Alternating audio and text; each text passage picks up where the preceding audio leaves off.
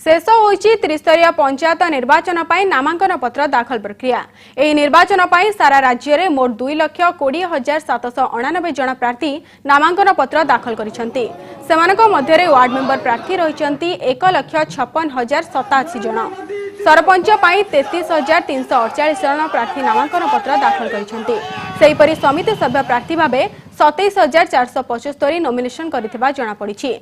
तेबे जिला परिषद सभ्य पाई नामांकन पत्र दाखल करिसेंती 3,880 जन। राज्य निर्वाचन कमिशन को पक्षरु एही सूचना दिया जायछि। आसंता 21 तारिख रे चूड़ांत प्रार्थी तालिका प्रकाश पाइबो। मोट 2,20,799 कैंडिडेट नॉमिनेशन फाइल करछंती। तापर वार्ड मेंबर पे हमर कैंडिडेट अछंती 1,56,086 जन अछंती। सरपंच पे अछंती 33,348 जन। से परे पीएस मेंबर पे हमर कैंडिडेट अछंती 27,475 एवं जिला परिषद पे अछंती 3,880 कैंडिडेट अछंती। टोटल 851 जोन पे मतलब हमर नॉमिनेशन प्रक्रिया आरंभ होइतिला।